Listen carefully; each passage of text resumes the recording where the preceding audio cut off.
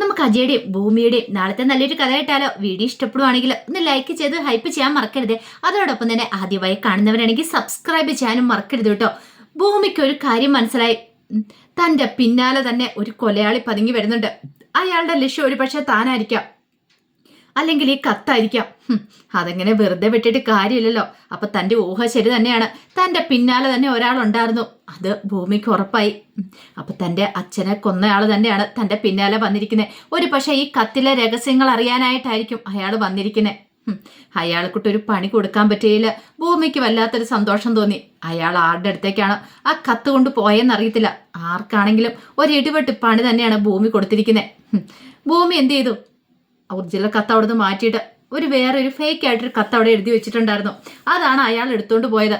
കമാലിനെ അറിയില്ലല്ലോ അത് ഫേക്ക് ആണോ ഒറിജിനൽ ആണെന്നുള്ള കാര്യങ്ങളൊക്കെ. ആദ്യത്തെ കുറച്ച് വായിച്ചു കഴിഞ്ഞപ്പോൾ അയാൾ വിചാരിച്ചുകൊണ്ടിരുന്നത് അത് ഒറിജിനൽ കത്തായിരിക്കുന്ന. അതേ സമയത്ത് ഭൂമി എന്ത് ചെയ്തു? ശങ്കരനാരായണനെ കാണാനായിട്ട് പുറപ്പെടുകയാണ്. അപ്പൊ 10 മണി കഴിഞ്ഞ സമയത്ത് റിസോർട്ടിലേക്ക് ചെന്നേക്കാനായിട്ടായിരുന്നു ഭൂമിയോട് പറഞ്ഞിരുന്നത്. ഒരു മീറ്റിങ്ങിന് പോയേക്കുമായിരുന്നു. അങ്ങനെ ഭൂമി അവിടെ നിന്ന് ഇറങ്ങുന്ന സമയത്ത് നല്ല മഴയുണ്ടായിരുന്നു. ഭൂമിയുടെ കണ്ണൊക്കെ നിറഞ്ഞൊഴുകി. കാരണം എത്രയും പെട്ടെന്ന് തന്നെ തൻ്റെ അച്ഛൻ്റെ കൊലയാളിയെ കണ്ടെത്തണം, തൻ്റെ അമ്മയെ രക്ഷിക്കണം. ഒരു പക്ഷേ ശങ്കരനാരായണ സാറിന് അതിന് കഴിഞ്ഞേക്കും എന്നൊരു ചിന്തയായിരുന്നു ഭൂമിയുടെ മനസ്സിൽ. ഇതേ സമയത്ത് അജയുടെ അടുത്തേക്ക് അഞ്ജന ചെല്ലുവാണ്. അഞ്ജന ചെന്ന് കഴിഞ്ഞപ്പോൾ അജയ് മൈൻഡ് ചെയ്യാതിരിക്കുന്ന കഴിഞ്ഞപ്പോഴത്തേനും അഞ്ജന പറഞ്ഞു, ഇതെന്താ അജയ് ഇങ്ങനെ? എന്നോടെന്താ ഒരു സ്നേഹമില്ലേ? ഒന്നും അല്ലേലും ഇന്നല്ലെങ്കിൽ നാളെ നമ്മൾ വിവാഹം കഴിക്കാൻ പോകുന്നവരല്ലേ? അത് കേട്ടപ്പോൾ അജയ് പറഞ്ഞു, ദേ അഞ്ജനെ, വെറുതെ എന്നെ ദേഷ്യം പിടിപ്പിക്കാൻ നീ പോവാൻ നോക്ക്. ആഹാ, ഇതാ ഇപ്പം നന്നായത്. നമ്മൾ ഭാര്യ ഭർത്താക്കന്മാരാൻ പോന്നര പോരാത്തേന് നമുക്ക് പരിചയം ഉണ്ട് താനും. അല്ലാതെ ഞാൻ അന്യൊന്നും അല്ലല്ലോ അജയ്ക്ക്. പിന്നെ അജയ് എന്തിനാ എന്നെ അകറ്റി നിർത്തുന്നേ? ദേ നമ്മുടെ മോതിരമാറ്റം ഉടനെ വരാനായിട്ട് പോന്നേ. ഇത് കേട്ട് കഴിഞ്ഞപ്പോൾ അജയ് പറഞ്ഞു, ഒന്ന് ശല്യപ്പെടുത്താതെ പോകുന്നുണ്ടോ? മനുഷ്യനെ ഒരിടത്തും ഇരുത്താനും സമ്മതിക്കില്ല. അജയ് എന്തിനാ എന്നോട് ദേഷ്യപ്പെടുന്നേ? അജയ് ദേഷ്യപ്പെട്ട് കാര്യമൊന്നുമില്ല. എന്തൊക്കെ വന്നെന്ന് പറഞ്ഞാലും അജയ്ക്ക് എൻ്റെ കഴുത്തിൽ താരി ആർത്തേണ്ട വരും. മര്യാദയ്ക്ക് പൊയ്ക്കോണമെന്നൊക്കെ പറഞ്ഞു അജയ് ദേഷ്യപ്പെടുവാണ്. ഈ സമയത്ത് അഞ്ജനയ്ക്ക് ഒട്ടും അങ്ങനെ ഇഷ്ടപ്പെട്ടിട്ടുണ്ടായിരുന്നില്ല. അഞ്ജന ദേഷ്യത്തോട് കൂടിയിട്ട് അജയനെ ഒന്ന് നോക്കി. അങ്ങനെ അഞ്ജന അങ്ങോട്ട് ഇറങ്ങിക്കഴിഞ്ഞപ്പോഴത്തേനും അജയ് പെട്ടെന്ന് എന്ത് ചെയ്തു? ഡ്രോ തുറന്നു കഴിഞ്ഞപ്പോൾ അതിനകത്തുനിന്ന് ഒരു മോതിരം കിട്ടുവാണ്. പെട്ടെന്ന് അജയുടെ മനസ്സിലേക്ക് വന്നത് നയനയെക്കുറിച്ചുള്ള കാര്യങ്ങളാണ്. അവൾ തൻ്റെ കയ്യിൽ ഈ വിരലിൽ ഈ മോതിരം ഇട്ട കാര്യങ്ങളൊക്കെ എന്ത് രസമായിരുന്നു. താനും അവളും തമ്മിലൊരു ജീവിതം ഉണ്ടായിരുന്നെങ്കിലോ എന്നൊരു ചിന്ത. പരസ്പരം മോതിരം കൈമാറ്റമൊക്കെ നടത്തിയിട്ടുണ്ടായിരുന്നു. ആ ഒരു ഓർമ്മ അജയുടെ മനസ്സിനെ വല്ലാതെ ബുദ്ധിമുട്ടിപ്പിക്കുകയാണ്. അപ്പോഴേക്കും അഞ്ജന വീണ്ടും വന്നു. കഴിഞ്ഞപ്പോഴത്തേനും അജയുടെ കയ്യിൽ ഒരു മോതിരം ഇരിക്കുന്നുണ്ട്. ഇതെന്താ അജയ് മോതിരം? ഇതെവിടുന്നാ എന്നൊക്കെ ചോദിച്ചു. ഇവിടെ നിന്നോടല്ല ഞാൻ പോകാൻ പറഞ്ഞു എന്നും പറഞ്ഞുകൊണ്ട് കൈ ഓങ്ങോണം അഞ്ജനയ്ക്ക് നേരെ. ഓഹോ, അപ്പൊ അജയ് എന്നെ അടിക്കാനും തുടങ്ങുമല്ലേ? ആ കൊള്ളാം, ഞാൻ കാണിച്ചു തരാന്നൊക്കെ പറഞ്ഞു. ദേ മര്യാദയ്ക്ക് പോയില്ല, നിന്റെ കർണക്കുറ്റി അടിച്ച് ഞാൻ പൊട്ടിക്കും. ഒടുവിൽ അഞ്ജന ദേഷ്യത്തോടെ ചവിട്ടി കുടിക്കാൻ കൂടെ ഇറങ്ങിപ്പോയി. അഞ്ജനയ്ക്ക് എന്തോ ഭയങ്കര ബുദ്ധിമുട്ടായിരുന്നു. ഇനിയിപ്പോൾ ആ ഭൂമി എങ്ങാനും കൊടുത്ത മോതിരമാണോ എവിടുന്നാന്ന് അറിയത്തില്ല. അജയുടെ കയ്യിൽ അത് ഇരിക്കുന്നുണ്ടായിരുന്നു. പക്ഷെ നയനയും അജയും കൂടെ പരസ്പരം മാറി മോതിരം എന്നുള്ള കാര്യങ്ങളൊന്നും അഞ്ജനയ്ക്ക് അറിയണ്ടായിരുന്നില്ലല്ലോ. കുറച്ച് കഴിഞ്ഞപ്പോഴത്തേനും വിഷമിച്ച് അഞ്ജന മുറിയിൽ പോയിരിക്കുമ്പോഴത്തേനും ഭവാനി അങ്ങോട്ട് വന്നു. എന്താ മോളെ, എന്താ കാര്യം? എന്താ? അജയ് ഉണ്ടല്ലോ എന്നെ അടിക്കാൻ വേണ്ടി കൈ ഓങ്ങി. അടിക്കാനോ? അതെ, അജയ്ക്ക് എന്നെ കണ്ണെടുത്താൽ കാണത്തില്ല. ഇങ്ങനെ പോയാൽ എങ്ങനെയാവുമെന്ന് എനിക്കറിയില്ല. എൻ്റെ അമ്മേ, വിവാഹം കഴിഞ്ഞിട്ടുണ്ടെങ്കിൽ ഞങ്ങൾ എങ്ങനെ മുന്നോട്ട് ജീവിക്കുമെന്ന് ഓർത്താ. എനിക്കാണ് അജയുടെ സ്വഭാവം ഒട്ടും കൂടി പിടിക്കുന്നില്ല. പിന്നെ അമ്മയ്ക്ക് വേണ്ടി മാത്രമാണ് ഈ ത്യാഗം ഞാൻ ചെയ്യുന്നത്.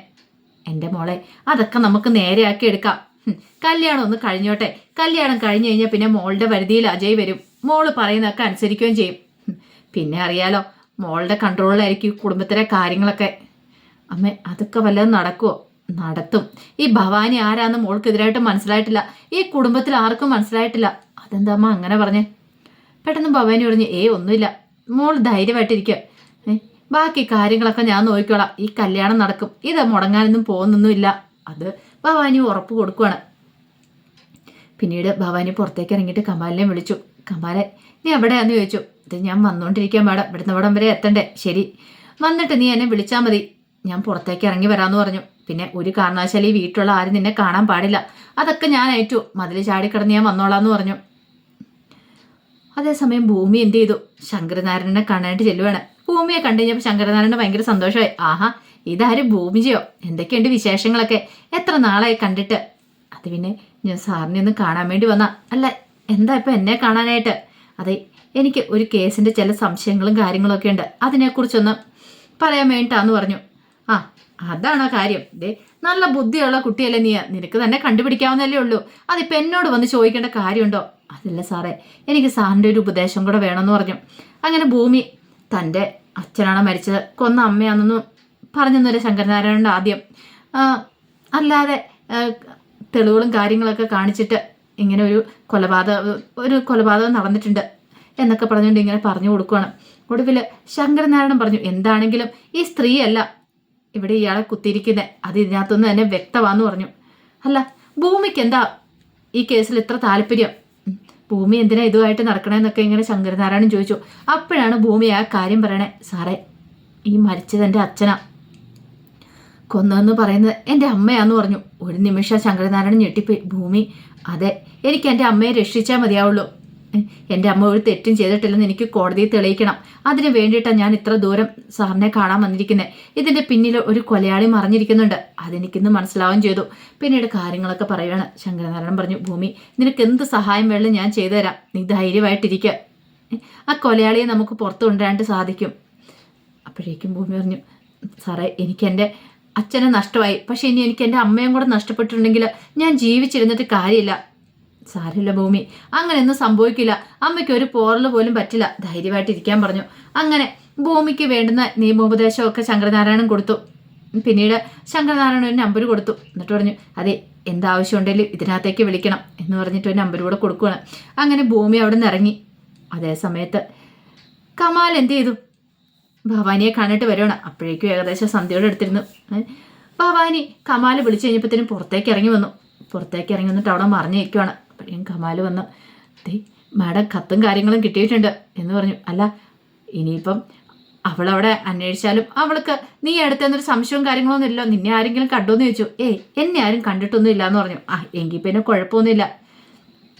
അങ്ങനെ കത്ത് വാങ്ങിച്ചു കഴിഞ്ഞപ്പോഴത്തേനുമാണ്, അത് വായിച്ചു കഴിഞ്ഞപ്പോഴത്തേനുമാണ് അബദ്ധം മനസ്സിലാകുന്നത്. കാരണം ഇത് ഒറിജിനൽ കത്തല്ലെന്ന് മനസ്സിലായി. എടാ ഇത് ഏത് കത്താ, എന്ത് കത്താന്നോർത്താ നീ എടുത്തോണ്ട് വന്നേ? എന്താ എടാ ഇതല്ല കത്ത്. അല്ല എൻ്റെ മോൾക്കെന്നും പറഞ്ഞ അത്തേടെ എഴുതിയിരിക്കുന്നത്. എടാ അവള് നമ്മളെ കബളിപ്പിക്കുവേ, ഇതല്ല ശരിക്കുള്ള കത്ത്. പിന്നെയോ? എടാ വേറെ ഉണ്ടെന്ന് പറഞ്ഞു. ഇത് മാത്രമല്ല, ഇതിനകത്ത് കുറേ വിവരങ്ങൾ പറയുന്നുണ്ടല്ലോ, അതെല്ലാം നമുക്ക് എത്രയും പെട്ടെന്ന് കണ്ടെത്തണം എന്ന് പറഞ്ഞു. അതെന്താ മാഡം അങ്ങനെ പറഞ്ഞേ? എടാ ഇല്ലെങ്കിൽ അപകടമോ ആപത്താന്നുള്ള കാര്യം അറിയാലോ, എത്രയും പെട്ടെന്ന് തന്നെ കാര്യങ്ങളൊക്കെ ചെയ്യണമെന്ന് പറഞ്ഞു. ദേ അറിയാലോ, എൻ്റെ മേലെങ്ങാനും ആർക്കെങ്കിലും സംശയം തോന്നിയിട്ടുണ്ടെങ്കിൽ ഞാൻ പിടിക്കപ്പെട്ട അതോടുകൂടി തീർന്നു. ഇത്രയും നാളും ഞാൻ മറച്ചു വെച്ചിരുന്ന പല രഹസ്യങ്ങളും പുറത്തു വരാനായിട്ട് പോവുക, അതുകൊണ്ട് സൂക്ഷിച്ചും കണ്ടും വേണം ഓരോ നീക്കങ്ങളും. ഒരു കാരണവശാലും നീയും പിടിക്കപ്പെടില്ലെന്ന് പറഞ്ഞു. എനിക്ക് കുറച്ച് ഡീറ്റെയിൽസും കാര്യങ്ങളും കിട്ടാനുണ്ട്, ഒരു പക്ഷേ അവളുടെ വീട്ടിൽ കാണും, അതെനിക്ക് തപ്പി കണ്ടുപിടിച്ചേ മതിയാവുള്ളൂ പറഞ്ഞു. അല്ല ഇപ്പം എന്ത് ചെയ്യാൻ മാഡത്തിന് പുറപ്പാട്? ഒരു കാര്യം ചെയ്യാം, നമുക്ക് അവിടേക്ക് പോകാമെന്ന് പറഞ്ഞു. അല്ല ഈ സമയത്ത് ഞാൻ വിളിക്കാം കമാലെ എന്ന് പറഞ്ഞു. അങ്ങനെ കമാലിനോട് സംസാരിച്ചിട്ട് ഫ്രണ്ടിലേക്ക് വരുമ്പോഴത്തേനുമാണ് മാധവൻ അവിടെ നിൽക്കുന്നുണ്ട്. അപ്പോൾ അവളുടെ കയ്യിലെ കത്തും കാര്യങ്ങളൊക്കെ ഭവാനിയുടെ കയ്യിലുണ്ടായിരുന്നു. പെട്ടെന്ന് മാധവ് സംശയത്തോട് കൂട്ടിയിട്ട് നോക്കണം. അപ്പോൾ കമാൽ അങ്ങോട്ട് പോകുന്നതും കണ്ടിട്ടുണ്ടായിരുന്നു. മാധവനെ കണ്ടു കഴിഞ്ഞപ്പോൾ ഒരു നിമിഷം ഞെട്ടിപ്പോയി കാരണം അവൾക്ക് പേടിയായിപ്പോയി. ഇനി താന് കമാലുമായിട്ട് സംസാരിക്കുന്ന എങ്ങാനും മാധവേട്ടൻ കേട്ടോ എന്നൊരു ചിന്ത മനസ്സിലേക്ക് വന്നു. ഭവാനി എങ്ങനെ രൂക്ഷമായിട്ട് നോക്കുകയാണ് മാധവൻ. എന്നിട്ട് ചോദിച്ചു, ആരാ ഭവാനി?